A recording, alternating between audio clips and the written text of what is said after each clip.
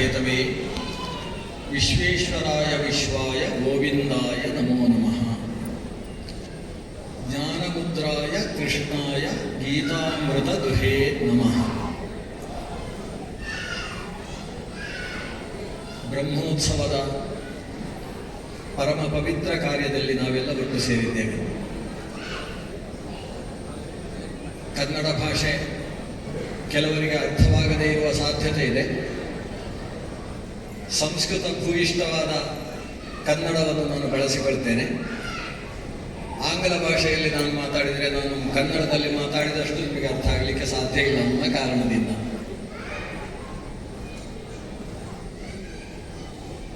ಬ್ರಹ್ಮ ಅಂದರೆ ದೊಡ್ಡದು ಅಂತ ಅರ್ಥ. ಬೃಹತ್ವಾತ್ ಬ್ರಹ್ಮ ಇತ್ಯಾಹು.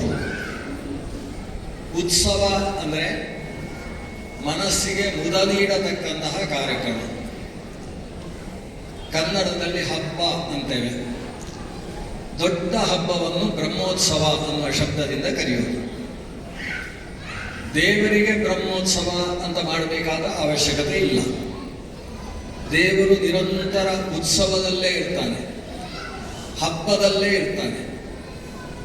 ಭಗವಂತ ಕೃಷ್ಣನಿಗೆ, ರಾಧಾಕೃಷ್ಣರಿಗೆ ಬ್ರಹ್ಮೋತ್ಸವ ಅನ್ನುವ ಶಬ್ದದ ಅರ್ಥ ದೇವರು ಯಾವತ್ತೂ ಹಬ್ಬದಿಂದಲೇ ತುಂಬಿದವ. ಅವನನ್ನು ಕಾಣುವುದೇ ನಮಗೆ ಹಬ್ಬ. ಅವನ ಹಬ್ಬವನ್ನು ನಾವು ಆಚರಿಸುವುದರಿಂದ ನಾವು ದೊಡ್ಡ ಉತ್ಸವದಲ್ಲಿ, ದೊಡ್ಡ ಹಬ್ಬದಲ್ಲಿ ನಮ್ಮ ಅಂತಃಕರಣವನ್ನು ಪ್ರಫುಲ್ಲಗೊಳಿಸಿಕೊಳ್ತೇವೆ. ಈ ದೃಷ್ಟಿಯಿಂದ ಭಗವಂತನ ಉತ್ಸವ. ಭಗವಂತನಿಗೆ ಪೂಜೆಯಾದರೂ ಕೂಡ ಆತನಿಗೆ ಹಸಿವೆಯಾಗ್ತದೆ ಎಂಬ ಕಾರಣದಿಂದ ನಾವು ದೇವರಿಗೆ ನೈವೇದ್ಯವನ್ನು ಮಾಡುವ ಅವಶ್ಯಕತೆ ಇಲ್ಲ. ನಮ್ಮ ಹೃದಯದಲ್ಲಿರ್ತಕ್ಕಂತಹ ಭಗವಂತ ಪ್ರತಿಮೆಯಲ್ಲಿ ನಮಗೆ ಕಾಣಿಸುವ ದೃಷ್ಟಿ, ಪ್ರತಿಮೆಯಲ್ಲಿ ಕಂಡಂತಹ ಭಗವಂತನಿಗೆ ನೈವೇದ್ಯ, ಉತ್ಸವ ಎಲ್ಲವನ್ನು ಅರ್ಪಿಸಿದಾಗ ಅದು ನಮ್ಮ ಒಳಗಿದ್ದಂತಹ ನಮ್ಮನ್ನೇ ನಾವು ಅಲಂಕರಿಸಿಕೊಂಡ ಹಾಗಾಗ್ತದೆ. ತಚ್ಚಾತ್ಮನೇ ಪ್ರತಿಮುಖಸ್ಯ ಯಥಾ ಮುಖಶ್ರೀಹಿ ಎಂಬ ಭಾಗವತದ ಪ್ರಹ್ಲಾದನ ಮಾತು. ದೇವರನ್ನು ನಾವು ಅಲಂಕಾರ ಮಾಡಿದರೆ ನಾವು ಅಲಂಕೃತರಾಗ್ತೇವೆ. ಯಾಕಂದರೆ ಭಗವಂತ ಬಿಂಬ, ನಾವು ಪ್ರತಿಬಿಂಬ. ಬಿಂಬೋಸಿ ಪ್ರತಿಬಿಂಬೋಸ್ಮಿ ತವ ಯದ್ಯಪಿ ಚಾಂತರಂ. ನೀನು ಮತ್ತು ನಾನು ಬಿಂಬ ಪ್ರತಿಬಿಂಬ ಭಾವವನ್ನು ಹೊಂದಿದವ ಅಂತ ದೇವರನ್ನು ಸ್ತೋತ್ರ ಮಾಡುವಂತಹದ್ದು ಹಿರಿಯರ ಮಾತು. ಬಿಂಬೋಸಿ, ನಮ್ಮನ್ನು ಕನ್ನಡಿಯ ಮುಂದೆ ನಾವು ನಿಲ್ಲಿಸಿಕೊಂಡು ಕನ್ನಡಿಯಲ್ಲಿ ಕಾಣತಕ್ಕಂತಹ ನಮ್ಮ ಪ್ರತಿಬಿಂಬ ಸುಂದರವಾಗಬೇಕು ಎಂಬ ಭಾವದಿಂದ ಕನ್ನಡಿಯಲ್ಲಿ ಕಾಣಿಸ್ತಾ ಇರುವ ಪ್ರತಿಬಿಂಬವನ್ನು ಅಲಂಕಾರ ಮಾಡಿ ಪ್ರಯೋಜನ ಇಲ್ಲ. ಕನ್ನಡಿಯ ಮೇಲೆಯೇ ನಾವು ಬಣ್ಣದ ವಸ್ತುವನ್ನು ಹಾಕಿದರೆ ಕಾಣತಕ್ಕಂತಹ ಪ್ರತಿಬಿಂಬ ಇನ್ನಷ್ಟು ಕೆಟ್ಟದಾಗಿಯೇ ಕಾಣಿಸ್ತದೆ. ಪ್ರತಿಬಿಂಬ ಚೆನ್ನಾಗಿ ಕಾಣಿಸಬೇಕಾದರೆ ಅದರ ಮುಂದೆ ನಿಂತಹ ಬಿಂಬವನ್ನು ಅಲಂಕಾರ ಮಾಡಬೇಕು. ಮುಂದೆ ಇರುವ ಬಿಂಬ ಅಲಂಕೃತವಾಗಿದ್ದಾಗ ಪ್ರತಿಬಿಂಬ ತಾನಾಗಿ ಅಲಂಕೃತವಾಗುವಂತೆ ನಮ್ಮೆಲ್ಲರ ಬಿಂಬ ಸ್ವರೂಪ ಯಾವ ಪರಮಾತ್ಮನ ತೇನ ವಿನ ತೃಣಮಪಿ ನ ಚಲತಿ, ಅವನ ಕಾರ್ಯದಿಂದವೇ ಲೋಕದ ಎಲ್ಲ ಕ್ರಿಯೆಗಳು ನಡೀತಾವೋ ಅಂತಹ ಬಿಂಬಸ್ವರೂಪಿಯಾದಂತಹ ಭಗವಂತನನ್ನು ಅಲಂಕರಿಸಿ ಆತನ ಉತ್ಸವವನ್ನು ನಾವು ಆಚರಿಸಿದಾಗ ನಮ್ಮಲ್ಲಿ ಮಹೋತ್ಸವ, ಬ್ರಹ್ಮೋತ್ಸವ ನಡೆಯುತ್ತೆ ಅನ್ನುವ ದೃಷ್ಟಿಯಿಂದ ಈ ಉತ್ಸವ ನಡೀತಾ ಇದೆ. ಇಸ್ಕಾನ್ ಸಂಸ್ಥೆಯ ಮೂಲಕ, ಕೃಷ್ಣ ಪ್ರಜ್ಞಾ ಸಂಸ್ಥೆಯ ಮೂಲಕ ನಡೆಯತಕ್ಕಂತಹ ಉತ್ಸವದ ಈ ಸಂದರ್ಭದಲ್ಲಿ ಒಂದು 5 ನಿಮಿಷದ ತನಕ ಕೃಷ್ಣ ಚಿಂತನೆಯನ್ನು ನಾವು ನಡೆಸೋಣ. ಕೃಷ್ಣ ಅನ್ನುವ ಶಬ್ದಕ್ಕೆ ಏರಿಸುವವ ಅಂತ ಅರ್ಥ. ಕೃಷ್ಣ ಶಬ್ದ ನೂರಾರು ಅರ್ಥಗಳನ್ನು ಕೊಡುವ ಸಂಸ್ಕೃತದ ಅತ್ಯಂತ ಸುಂದರವಾದಂತಹ ಶಬ್ದ. ಕರುಷತಿ, ಉತ್ಕರ್ಷತಿ ಇತಿ ಕೃಷ್ಣ. ಕರುಷಣ ಅಂದರೆ ಆಕರ್ಷಿಸುವುದು, ಸೆಳೆಯುವುದು ಅಂತ ಅರ್ಥ. ಸೆಳೆಯುವಂತಹದ್ದು ಅನೇಕ ಇದೆ. ಮರದಲ್ಲಿದ್ದಂತಹ ಸೇಬು ಹಣ್ಣು ನೆಲಕ್ಕೆ ಬಿದ್ದಾಗ ಬಹಳ ಖುಷಿಯಿಂದ ಹೊಡೆದಂತಹ ವಿಜ್ಞಾನಿಗಳು ನಮ್ಮಲ್ಲಿದ್ದಾರೆ. ಮೇಲಿದ್ದ ಹಣ್ಣು ಯಾಕೆ ಭೂಮಿಗೆ ಬಿತ್ತು? ಭೂಮಿಯು ಮೇಲಿದ್ದನ್ನು ಕೆಳಕ್ಕೆ ಆಕರ್ಷಿಸ್ತದೆ. ಅದರಲ್ಲಿ ಗುರುತ್ವಾಕರ್ಷಣ ಶಕ್ತಿ ಇದೆ, ಗ್ರಾವಿಟೇಷನ್ ಪವರ್ ಇದೆ. ಮೇಲಿದ್ದನ್ನು ಕೆಳಕ್ಕೆ ಆಕರ್ಷಿಸುವುದು ಕೂಡ ಕೃಷ್ಣ ಅನ್ನುವ ಶಕ್ತಿ ಅದು. ಆದರೆ ಭಗವಂತ ಕೃಷ್ಣ ಕೆಳಗಿದ್ದದ್ದನ್ನು ಮೇಲಕ್ಕೆ ಆಕರ್ಷಿಸುವವ. ಭಗವಂತನ ಆಕರ್ಷಣೆಯಿಂದಾಗಿ ನಾವೆಲ್ಲ ಉತ್ಕರ್ಷಕ್ಕೆ ಬರ್ತಾ ಇರುವುದು. ಎಲ್ಲವನ್ನು ಮರೆತು ಶ್ರೀಕೃಷ್ಣ ಹರೇ ಕೃಷ್ಣ ಕೃಷ್ಣ ಕೃಷ್ಣ ಹರೇ ಹರೇ ಅನ್ನುವ ಶಬ್ದ ಕೇಳ್ತಾ ಇದ್ದ ಹಾಗೆ ನೀವು ರೋಮಾಂಚನವಾಗುತ್ತಲ್ವಾ? ಮನಸ್ಸು ತಾನೇ ತಾನಾಗಿ ಪ್ರಫುಲ್ಲವಾಗ್ತದೆ, ಶುದ್ಧವಾಗಿ ನಗು ಮುಖ ನಮ್ಮಲ್ಲಿ ಬಂದು ಹೋಗ್ತದೆ. ಮನಸ್ಸಿಗೆ ಕನ್ನಡಿಯಾದಂತಹ ಮುಖದಲ್ಲಿ ಶಾಂತತೆ ಪ್ರಶಾಂತತೆ ಎದ್ದು ಕಾಣಿಸ್ತದೆ. ಕೃಷ್ಣ ಮನಸ್ಸಿನಲ್ಲಿ ಭಕ್ತಿ ಶ್ರದ್ಧೆ ಅಂತಕ್ಕಂತಹ ಹಗ್ಗದಿಂದ ಸೆಳೆಯಲ್ಪಟ್ಟು ಕುಳ್ಳಿರಿಸಲ್ಪಟ್ಟಾಗ ನಮ್ಮ ಮುಖ ಆ ಕೃಷ್ಣನ ಮುಖಾರವಿಂದದ ಹಾಗೆ ನಗು ಮುಖ ಆಗ್ತದೆ. ಯಾರು ಕರ್ಷಣೆ ಮಾಡ್ತಾನೆ, ಆಕರ್ಷಣೆ ಮಾಡುವವ ಯಾರು? ಯಾರ ಮುಖದಲ್ಲಿ ನಗು ಇರ್ತದೆ ಅವನ ಆಕರ್ಷಿಸ್ತಾನೆ. ಭಗವಂತ ಕೃಷ್ಣ ಯಾಕೆ ಅಂತ ಹೇಳಿದ್ರೆ ಸ್ಮಯಮಾನ ಮುಖಾಂಬುಜ ಪೀತಾಂಬರಧರ ಸ್ರಗ್ವಿ ಸ್ಮಯಮಾನ ಮುಖಾಂಬುಜ ನಂದನಂದನ ಮತೀಂದ್ರಿಯಾಕೃತಿ. ಆತ ಮಂದಸ್ಮಿತನೆಯ ಕೃಷ್ಣನನ್ನು ವೇದವ್ಯಾಸರು ಹೇಳುವಾಗೆಲ್ಲ ಆತನ ನಗುವನ್ನು ಉಲ್ಲೇಖ ಮಾಡ್ತಾರೆ. ಮಂದಹಾಸ ಮೃದು ಸುಂದರಾನನಂ ನಂದ ನಂದನ ಮತೀಂದ್ರಿಯಾಕೃತಿ. ಮಂದಹಾಸ ಮೃದು ಸುಂದರಾನನ, ಆ ನಗುವೇ ಪ್ರತಿಯೊಬ್ಬರನ್ನು ಆಕರ್ಷಿಸ್ತದೆ. ನಾವು ಕೃಷ್ಣ ಕೃಷ್ಣ ಕೃಷ್ಣ ಅಂತ ಹೇಳಿ ನಮ್ಮ ಮುಖದಲ್ಲಿ ನಗುವನ್ನು ತುಂಬಿಸಿಕೊಂಡಿರ್ತಾ ಇದ್ದ ಹಾಗೆ ಮುಂದೆ ಇರತಕ್ಕಂತಹ ಜನ ನಮ್ಮ ಕಡೆಗೆ ಆಕೃಷ್ಟರಾಗ್ತಾರೆ. ಕೃಷ್ಣ ಎಂತಹ ದುರ್ಭರ ಪ್ರಸಂಗಗಳಲ್ಲೂ ಕೂಡ ತನ್ನ ಮುಖದ ನಗುವನ್ನು ಕಡಿಮೆ ಮಾಡಿಕೊಳ್ಳಿಲ್ಲ. ಆತನನ್ನು ಅಗ್ರಪೂಜೆಯ ಸಂದರ್ಭದಲ್ಲಿ ಮುಂಭಾಗದಲ್ಲಿ ಅನೇಕ ಹಿರಿಯರೆಲ್ಲ ಕುಳಿತಿದ್ದರು. ಧರ್ಮರಾಜ ಭೀಷ್ಮಾಚಾರ್ಯರನ್ನು ಪ್ರಶ್ನಿಸಿದ, ಈ ರಾಜಸೂಯ ಮಹಾಧ್ವರದ ಕೊನೆಯಲ್ಲಿ ಅಗ್ರಪೂಜೆಯನ್ನು ಯಾರಿಗೆ ಕೊಡಬೇಕು, ಮೊದಲ ಮಣೆ ಯಾರಿಗೆ? ಆ ಹೊತ್ತಿಗೆ ಭೀಷ್ಮಾಚಾರ್ಯರು ಭಗವಂತ ಕೃಷ್ಣನನ್ನು ತೋರಿಸಿದರು. ಕೃಷ್ಣನನ್ನು ಹುಡುಕಿದರೆ ಸಭೆಯಲ್ಲಿ ಇರಲಿಲ್ಲ. ಸಭೆಯ ಮುಂಭಾಗದ ಮಹಾದ್ವಾರದ ಹೊರಭಾಗದಲ್ಲಿ ಸಭೆಗೆ ಆಗಮಿಸತಕ್ಕಂತಹ ಜ್ಞಾನಿಗಳ ಪಾದವನ್ನು ತಡೆಯುವ ಕೆಲಸದಲ್ಲಿ ಕೃಷ್ಣ ಸ್ವಯಂ ಆಸೀತು ವಿಪ್ರ ಪಾದಾವನೇಜನೆ. ಅವರ ಪಾದ ಪ್ರಕ್ಷಾಲನೆ ಮಾಡುವ ಕೆಲಸದಲ್ಲಿ, ಅವರನ್ನು ಸ್ವಾಗತಿಸಿ ಸಭೆಯಲ್ಲಿ ಕುಳ್ಳಿರಿಸತಕ್ಕಂತಹ ಕೆಲಸದಲ್ಲಿ ಕೃಷ್ಣ ತೊಡಗಿದ್ದ. ಅಗ್ರ ಪೂಜೆಯನ್ನು ಪಡೆಯುವವರು ಯಾರು ಅಂದರೆ ದೊಡ್ಡ ದೊಡ್ಡ ಕೆಲಸ ಮಾಡುವವರಲ್ಲ.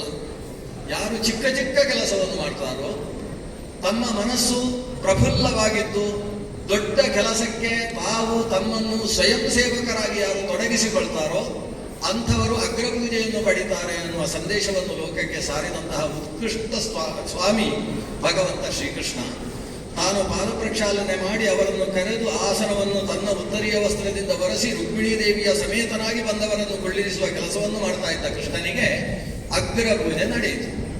ಸಹಿಸಲಾಗದೇ ಇದ್ದಂತಹ ಅನೇಕ ಶಿಶುಪಾಲ ಪ್ರಭೃತಿಗಳು ಆತನ್ನು ಆಕ್ಷೇಪಿಸಿದರು. ಕೃಷ್ಣನ ಬಗ್ಗೆ ಕೆಟ್ಟ ವಿಷಯಗಳನ್ನು ಆ ಸಭೆಯಲ್ಲಿ ಮಾತಾಡ್ತಾರೆ. ಸಭಾಪರ್ವದಲ್ಲಿ ನಾವು ಕಾಣ್ತೇವೆ ಮಹಾಭಾರತದಲ್ಲಿ.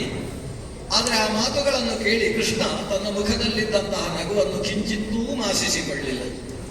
ಆತನ ಮುಖದಲ್ಲಿ ಮತ್ತೆ ಮತ್ತೆ ನಗು. ಶಿಶುಪಾಲನಿಗೆ ಈ ನಗುವನ್ನು ನೋಡಿ ಇನ್ನಷ್ಟು ಸಿಟ್ಟು. ಮತ್ತೊಬ್ಬರು ಬೈತಾ ಇರುವಾಗ ನಾವು ನಗುಬಾರದು. ಆದರೆ ಕೃಷ್ಣ ಅದು ನಿರಂತರ ಆನಂದ, ಪರಮಾನಂದ ಸ್ವರೂಪ. ಅದು ಆ ಆನಂದದ ಅಭಿವ್ಯಕ್ತಿ ಮುಖದಲ್ಲಿ ತಾನಾಗಿ ಮಂದಹಾಸದ ಸ್ವರೂಪದಲ್ಲಿ ಕಾಣಿಸ್ತಾ ಇದೆ.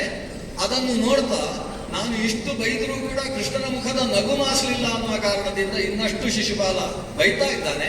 ಕೃಷ್ಣನ ನಗು ಇನ್ನಷ್ಟು ಉತ್ಕೃಷ್ಟವಾಗ್ತಾ ಇದೆ. ಎಷ್ಟು ಬೈದರೂ ಏನೂ ನೋಯಿಸಿಕೊಳ್ಳದೆ ಇರತಕ್ಕಂಥ ವ್ಯಕ್ತಿತ್ವ ಕೃಷ್ಣನದ್ದು. ಯಾಕೆ? ಅಲ್ಲಿ ಸ್ವಲ್ಪವೇ ಸ್ವಲ್ಪ ಹೊಲಸು ಇಲ್ಲ. ರಾಗ ದ್ವೇಷ ಅಂತಕ್ಕಂತಹ ಭಾವಕ್ಕೆ ಯಾವತ್ತಿಗೂ ಆಸ್ಪದವನ್ನು ಕೊಡದೇ ಇರತಕ್ಕಂತಹ ಪರಿಶುದ್ಧ ಚೇತನ ಭಗವಂತ Krishna.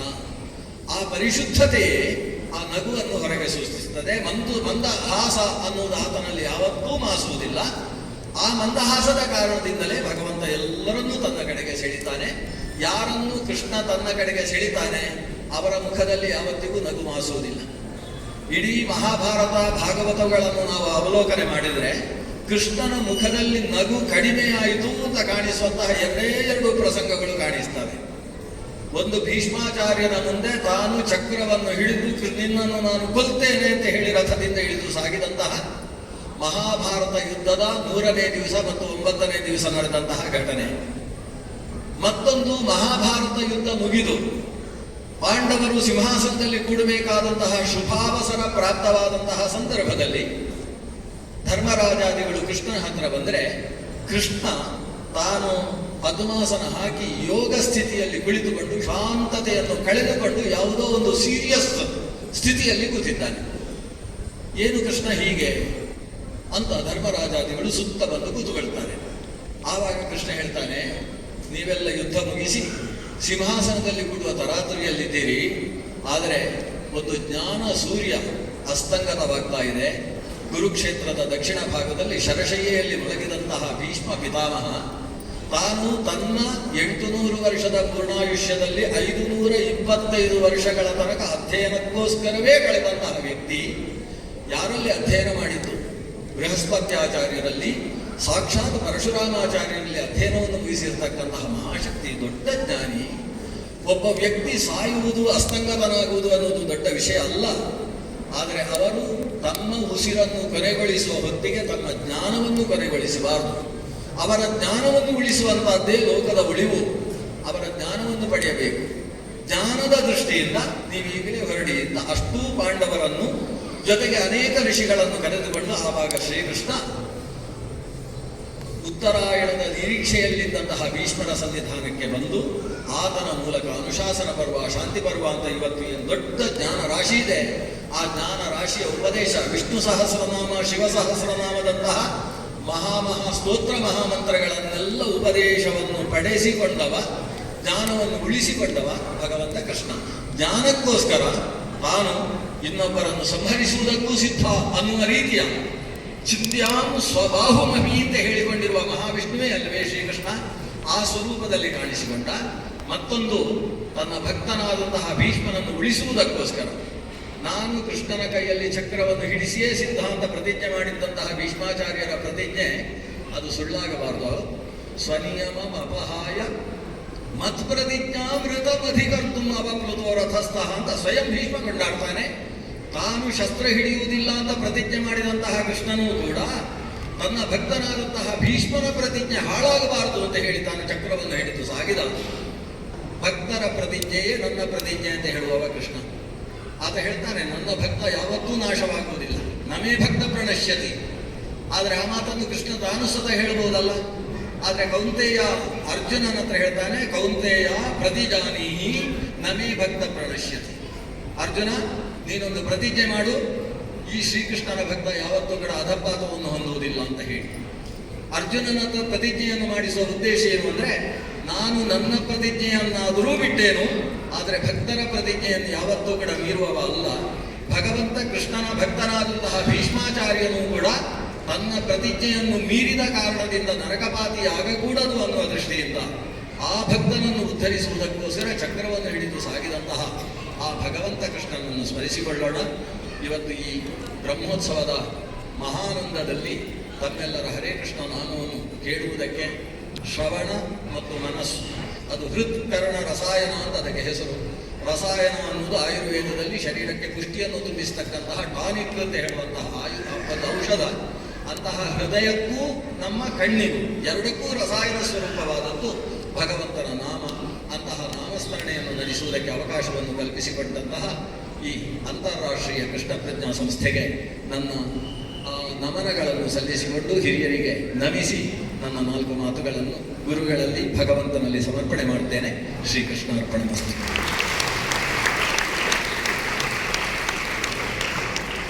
Hare Krishna. We are very thankful to Vidwan Sri Satyanarayana Acharya for his very enlightening and kind words on this occasion.